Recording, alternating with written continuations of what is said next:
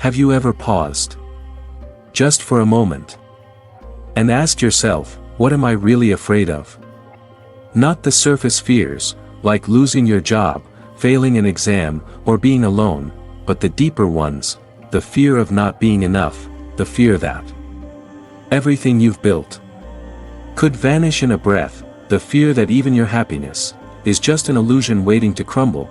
We live in a world where fear hides behind our ambitions. It wears the mask of planning ahead, being realistic, protecting ourselves. But when the night grows quiet, and you're alone with your thoughts, you realize, fear was never out there, it was inside you. All along, and its twin sibling. Doubt that whispers. You're not ready. You can't do it. You'll fail, again. You're not worthy of peace.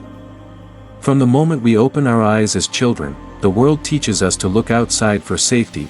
We are told to chase success, build security, gather approval, and accumulate power. But deep down, we carry a haunting question: what if it's never enough?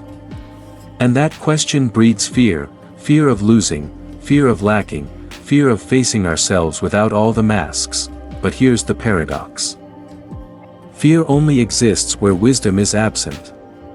Doubt only thrives where insight has not yet touched. The Buddha never promised a life without hardship. He never said we wouldn't feel pain, but he did offer a path, one that walks through fear, not around it, one that doesn't silence doubt with distraction, but transforms it with understanding. Let's be honest, we all want peace, we all want freedom from the mental storms, but few of us realize, fear and doubt are not your enemies. They are the guardians of your inner gate. They stand between who you think you are, and who you truly are beneath all conditioning, and until you face them, you cannot be free. In this video, we're not going to run from fear, we won't drown doubt in fake positivity. Instead, we will meet them, with clarity, with stillness, with the eyes of the Dharma, because when you understand fear, you no longer need to fight it, and when you understand doubt, you no longer need to silence it. You simply see through it, and beyond it, is something astonishing, a freedom that no one can give you. And no one can take away. So, are you ready to go beyond the illusions, to turn fear into insight, and doubt into the doorway of awakening? Then let us begin, not with answers, but with the most important question of all: where does fear come from? Let's find out together. Fear isn't born in the outside world, it doesn't live in the dark alley, or the empty bank account, or the silence after someone walks away. Fear is born in the mind, but not just any mind, a mind that clings, a mind that resists impermanence, a mind that believes, this should not happen to me. Let me tell you a story. In ancient India, during the Buddhist time, there was a young man named Sona. He was a devoted seeker, full of passion for the path, but he was also restless, afraid he wasn't progressing fast enough. One day, he tightened his effort too much. He meditated until his feet bled, yet still doubt and fear consumed him. He approached the Buddha, exhausted and ashamed. The Buddha gently asked him, "Sona, before you became a monk, you played the lute, didn't you?" "Yes, Lord," Sona replied. "And how did it sound when the strings were too tight?" "It made no sound, or a terrible one. And when the strings were too loose?" "Again, no music, Lord." The Buddha smiled. "And when were the strings just right?" Sona bowed his head, understanding the lesson: not too tight, not too loose. The middle way, that's where fear comes from. Tight strings. When the mind clings too tightly to how things should be, when we try to control what we cannot, when we forget that everything we hold on to is temporary, we suffer, and fear arises. Fear of losing, fear of pain, fear of uncertainty. But here's the deeper truth: fear is the shadow of attachment. Where there is clinging, fear follows. Think about it. Why do you fear losing your job? Not because of the job itself, but because your sense of identity and safety is tied to it. Why do you fear heartbreak? Not because of love, but because the person became a source of your self-worth. Why do you fear death? Because we believe in a self that can die. We think this body, these memories, these possessions, are me. But Buddhism teaches, there is no permanent self. What we call me is just a collection of changing conditions. your body changes, your thoughts come and go, even your emotions are like clouds, here one moment, gone the next. So what, exactly, are we clinging to? What are we so afraid of losing? The Buddha said, all conditioned things are impermanent. When one sees this with wisdom, one turns away from suffering. When you see impermanence not as a threat, but as a truth, fear begins to dissolve, because how can you fear the waves, when you know you were never the shore? Here's a radical idea, fear is not your enemy. It's your teacher. Every fear points to something you're clinging to, every fear is an invitation to let go. When you feel fear arise, ask yourself, what am I afraid of losing? What belief am I holding on to so tightly, it's suffocating me? The Buddha never told us to fight fear, he taught us to observe it, to sit with it, to see through its illusion, and when we do, something extraordinary happens, we stop being afraid of fear itself, we begin to trust, not in outcomes, not in control, but in reality as it is. And that is the beginning of liberation. But if fear comes from attachment, from clinging, then where does doubt come from? Why, even when we try to walk the path, do we hesitate? Why do we question our worth, our direction, and even our faith? Doubt is different from fear. Fear says, I don't want this. But doubt whispers, maybe. I was never enough to begin with. Have you ever stood in front of a mirror, and felt like even your reflection didn't believe in you? Have you ever taken one step forward on a dream, only to freeze inside your own hesitation? Have you ever sat in meditation, trying to find peace, but all that came up was, who do you think you are? Doubt is the voice that trembles behind your silence. It doesn't shout, it erodes, quietly, consistently, until you're no longer sure if your path is real, or if you're just pretending. But here's what the Buddha taught, doubt is not a flaw. It's part of the path. What matters is how we meet it. Let me take you back 2,500 years ago, to a young man named Siddhartha, seated under the Bodhi tree, the night before enlightenment. What do you imagine he felt? Bliss? Confidence? No, he faced Mara, the personification of fear, temptation, and doubt. Mara whispered to him, who are you to seek awakening? What gives you the right to be free? Do you think you can overcome the world? And what did the Buddha do? He didn't argue, he didn't run, he didn't try to destroy Mara. He simply said, I see you, Mara. And with that, clarity was born. That's the first step in working with doubt, see it. Name it. Do not fuse with it, because doubt only has power when we believe it's the truth. But it's not truth, it's a passing cloud over the sky of your awareness. It's just a thought, and thoughts, like everything else, come and go. But where does doubt come from? In Buddhist psychology, it arises from delusion, not understanding the true nature of the self, life, and the path. When we don't see clearly, our mind fills in the blanks with insecurity. Doubt often sprouts from 3 seeds. 1. Self-doubt, am I capable? 2. Doubt in the path, does this really work? 3. Doubt in life itself, is there even meaning? But here's the good news, doubt doesn't mean you're failing, it means you're waking up, because the moment you begin to question, is the moment you're no longer sleepwalking, you're seeking truth. And in Buddhism, questioning isn't a sin, it's a doorway.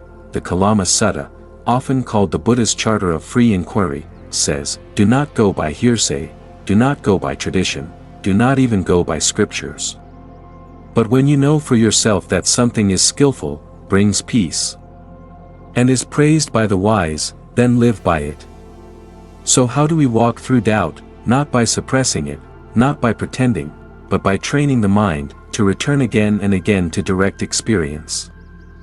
To mindfulness, to breath, to what is real, right now, because doubt is like fog, it seems endless when you're in it, but one candle of clear awareness, and the fog begins to fade. There's a Zen saying, you don't need to believe in the path, just walk it.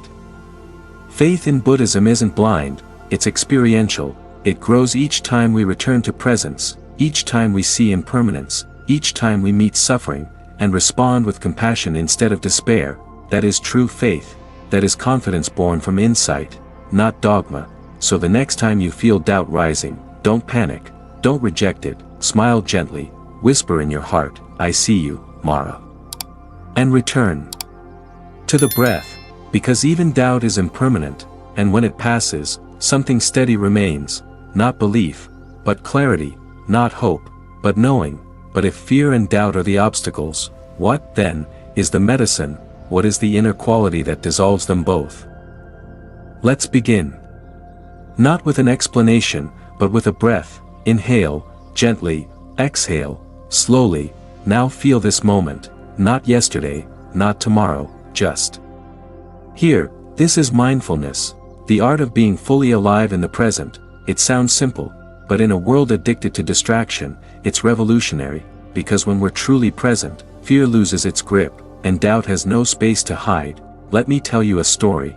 A young monk once approached a Zen master and asked, "What is enlightenment?" The master replied, "When hungry, eat. When tired, sleep." The monk looked confused, but isn't that what we all do? The master smiled, "No. When people eat, their minds are on 10,000 things. When they sleep, their hearts are full of regret or worry. But when I eat, I eat. When I sleep, I sleep." That's mindfulness, not some mystical state, but the radical act of being fully with what is. Why is mindfulness the antidote to fear and doubt? Because fear lives in the future, doubt feeds off the past, but mindfulness anchors you in the only real moment, now. Let's say you're walking through a dark forest at night. Fear imagines ghosts, doubt questions the path, but mindfulness hears the crunch of leaves beneath your feet, feels the cool breeze on your face, and whispers, "You are here, you are walking, this step is real." In Buddhist teachings, mindfulness is called sati, and it's the first foundation of awakening. It's not passive, it's not zoning out, it's a sharp, awake, loving attention to reality. When the Buddha outlined the Noble Eightfold Path, he placed right mindfulness at the very heart of the practice, because without mindfulness, we are asleep, reacting, running, resisting, but with mindfulness, we begin to see clearly. Fear and doubt are powerful, not because they are real, but because we believe them. Mindfulness doesn't fight them, it sees them arise, and it watches them pass. Imagine sitting by a river, watching leaves float by. Each leaf is a thought, "I'm not good enough. What if I fail? Maybe I'm wasting my life." With mindfulness, you don't jump in the river to chase or fix the leaf, you just watch it float and disappear downstream. This is how we transform fear and doubt, not by controlling thoughts, but by changing our relationship to them. We go from being inside the storm, to becoming the sky that contains it. As Thich Nhat Hanh said, "Feelings come and go like clouds in a windy sky. Conscious breathing is my anchor." Modern neuroscience now confirms what Buddhism taught 2,500 years ago. Mindfulness changes the brain. Regular practice strengthens the prefrontal cortex, the part of the brain responsible for clarity and compassion.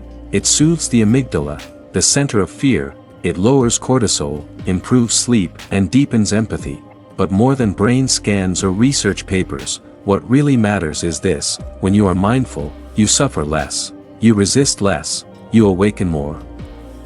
You don't need to sit in a cave to be mindful. In fact, life is the best monastery. When washing dishes, feel the water. When talking, listen fully. When anxious, notice the breath. When lost in thought, return gently to now. Every moment is a bell of awakening. Every step is a doorway to presence. A woman once came to a Buddhist teacher and said, "I don't have time to meditate. I'm a mother of 3. The teacher replied, "Then make your children your practice. When they cry, listen with full presence. When they laugh, be there with your whole heart. That is enough." Mindfulness isn't something you add to your life, it's how you live your life, fully. Consciously, with eyes open and heart soft. When we experience pain, fear, or confusion, mindfulness doesn't deny it, it holds it. It's the quiet voice that says, "Yes, this is here, and I will not abandon myself." In that embrace, healing begins. So the next time fear whispers, and doubt rises like fog, pause, breathe, feel the ground beneath you, and remember, this moment is enough, this breath is enough, you are enough. But even as we train in mindfulness, there's a deeper power that begins to awaken within us, a sacred energy that fear and doubt cannot touch. It is not loud, it is not aggressive, it is faith, not in someone else, but in the silent wisdom already inside you. There comes a moment on every path, when the road disappears, no map, no light, just silence, and it's here, in this terrifying stillness, that something unexpected arises, not certainty, not clarity, but a quiet, unshakable flame, faith. But wait, let's stop right here and ask, what is faith in Buddhism? Because this is not blind belief, not worship, not clinging to a dogma. Buddhist faith, called saddha in Pali, is the confidence that comes from seeing, it is trusting the path because you've walked it, it is believing not in the Buddha as a person, but in the Buddha nature within you. It's the deep knowing that, yes, awakening is possible, and yes, I can walk toward it. There is a powerful story from the time of the Buddha. A man named Angulimala had killed hundreds. He wore a necklace of his victims' fingers. He was feared by kings, monks, even armies. But one day, he encountered the Buddha, and as he raised his weapon to strike, the Buddha turned to him, his gaze calm, unshaken, and said, "I have stopped, Angulimala, why haven't you?" In that moment, Angulimala saw, not just a holy man, he saw another possibility for his life, and he dropped his weapon, he bowed, and became a monk. What gave him the courage to change? It wasn't logic, it wasn't fear, it was faith, a sudden glimpse that liberation was real. And that it was meant for even him. Faith doesn't mean you never question. In fact, real faith grows through questioning. The Buddha himself said, "Do not believe anything just because I said it, test it for yourself, like gold in fire." Faith is not the opposite of doubt, it's what carries you through doubt. It's the soft whisper that says, "I don't understand this yet, but I will stay."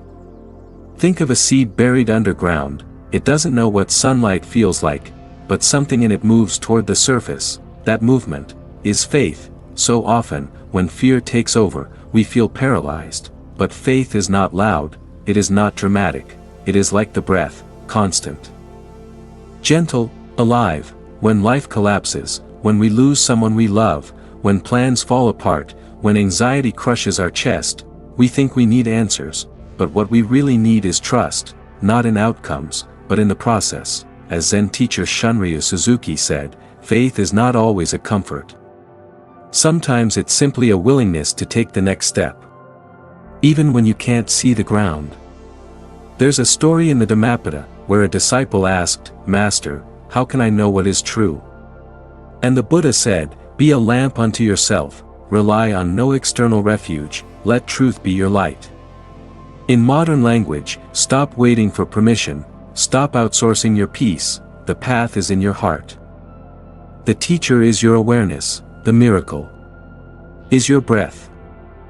You can't fake faith, but you can feed it. Here's how. 1. Recall past wisdom, look at the storms you've already survived. You didn't think you'd make it, but you did, that's proof. 2. Be around noble friends. The Buddha called this the whole of the spiritual path, spending time with those who embody compassion, stillness, and clarity. 3. Practice daily, even in small ways. Faith is like a muscle, each sit, each breath, each act of kindness, strengthens it. 4. Face your fear, gently. Faith grows not when fear disappears, but when you turn toward it with tenderness. You don't need perfect belief, let doubt walk beside faith, like two wings on a bird, they balance each other. Doubt keeps you humble, faith keeps you moving, and slowly the sky opens. Faith doesn't mean you won't fall, it means you'll get up, again and again, with a heart that still believes in light, in you, in this path, in the quiet unfolding of something holy within. So when fear returns, and doubt shakes your foundation, don't ask for certainty, ask for courage, ask for faith, not in the world, but in your own capacity to awaken, because the Buddha you seek is already inside. And as this quiet faith deepens, it begins to transform how we speak, how we listen, how we live. Suddenly, we're no longer just surviving, we're connecting. We often imagine the spiritual path as solitary, a lone monk on a mountaintop, a quiet figure meditating under a Bodhi tree, just you, your breath, and the silence, but the Buddha didn't walk alone, he walked with others, taught with others, awakened others, and so must we. When fear wraps around your mind like a cold fog and doubt whispers, you're the only one who feels this way. That's when compassion becomes your lifeline, not just self-compassion, but the open arms of Sangha, spiritual community. Fear isolates, it tells us that we are broken, that no one understands, that to ask for help is weakness, but in Buddhist teaching, this is illusion, the truth is inter-being. We are already connected, this is because that is, I am because you are. Thich Nhat Hanh, there is no separate self suffering in a vacuum, there is only us, suffering together, healing together. There's a tale from the Buddhist monastic community. A young monk struggled with deep anxiety. Whenever he closed his eyes to meditate, he saw images from his traumatic past. He begged his teacher to let him leave, but instead of sending him away, the teacher quietly gathered the community. That evening, they sat in a circle around the monk. No one said a word. They just breathed, together, held silence, together, and something miraculous happened. The monk didn't feel better immediately. But for the first time, he didn't feel alone in his fear. That moment marked the beginning of his healing, not because he fixed his trauma, but because someone stayed with him, in the darkness. In Buddhism, compassion is called karuna. It means the quivering of the heart, in the face of another's pain, but it's not soft or weak, it is courage in action. It's sitting beside a friend who is unraveling, and not trying to fix them, just being the stillness they can't find for themselves. When we touch suffering with mindfulness, we water the seeds of compassion. Thich Nhat Hanh, compassion doesn't say, I will take your pain away. It says, you don't have to carry it alone. Many people ask, what if I don't have a community like that? What if I'm alone? Here's the secret, you don't find a Sangha, you build it. It starts with one conversation, one moment of radical honesty, one person you stop pretending with, even online, even with strangers. If there is presence, if there is truth, then there is Sangha.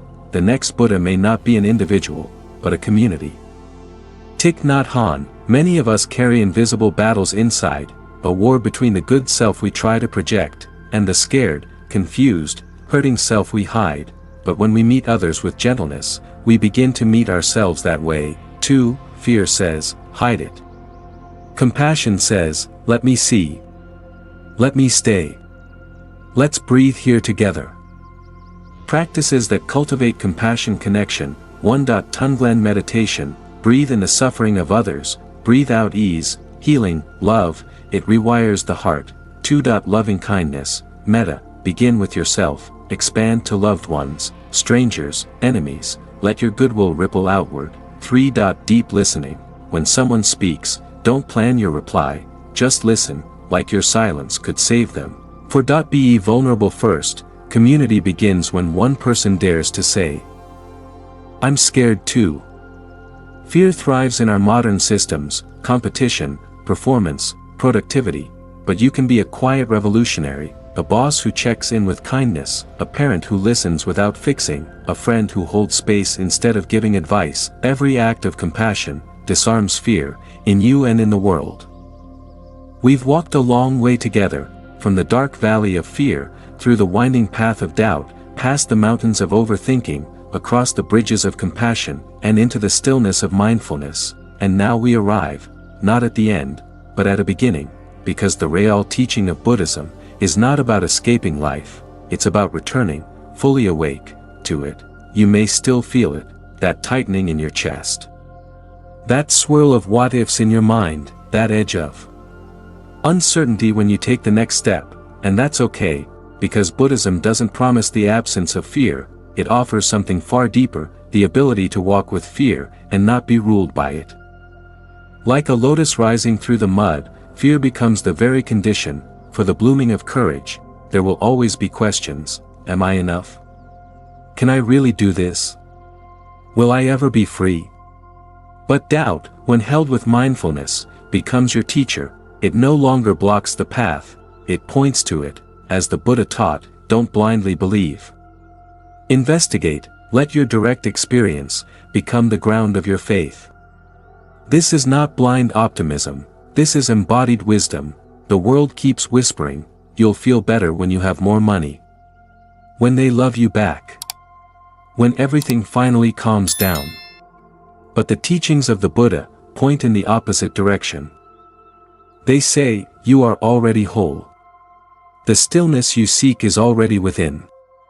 Freedom is not something to earn, it's something to remember. Let's return to each teaching, not as theory, but as truth lived through story. Mindfulness showed you how to return to this breath, this moment, and find calm. Impermanence reminded you that even fear rises and falls. It is not your enemy, it's your teacher. The middle way taught you that balance is not weakness, it's wisdom. Compassion opened your heart to others, and in doing so, to yourself. Sangha helped you see, you are never truly alone, and most of all, you discovered that the prison of fear has always been unlocked from the inside. So now what? What do you do with all this? You live it. You carry it into your work, your family, your loneliness, your laughter. When fear arises, you say, hello, old friend, I see you, but I am no longer afraid of being afraid. When doubt whispers, you reply, thank you for your questions, but I walk anyway. A young student once asked his Zen teacher, how do I stop fear from coming back? The master picked up a pebble and placed it gently in the student's palm. Don't throw it away, he said. Carry it in your heart, not as a burden, but as a reminder that you are alive. The student looked confused, and the master smiled. Courage is not the absence of fear, it's the softness that remains, even with fear in your hands. You don't need robes, or a temple, or a perfect life, you just need presence, you just need willingness. The willingness to breathe through discomfort, to smile at your own fear, to keep showing up, again and again, with kindness. And that, dear listener, is awakening. So if today you feel small, if you feel afraid, if you feel like you're not ready to face life, just remember this, you are not broken, you are becoming. And the Dharma walks with you, not ahead of you, not above you, but within you. You are the sky, fear is just the weather, let it come. Let it pass, and remain free. If this journey spoke to your heart, if you felt even a moment of stillness or courage from these words, like this video, not for the algorithm, but to let someone else know, they're not alone in their fear. Subscribe to this channel, Zen Buddhism Wisdom, so we can continue walking this path together, week after week, and turn on notifications, because sometimes, the exact words you need to hear, come right on time. Drop a comment. What part of this journey resonated with you the most? What fear are you ready to let go of? Let's become each other's Sangha, because in this vast and often uncertain world, we rise together.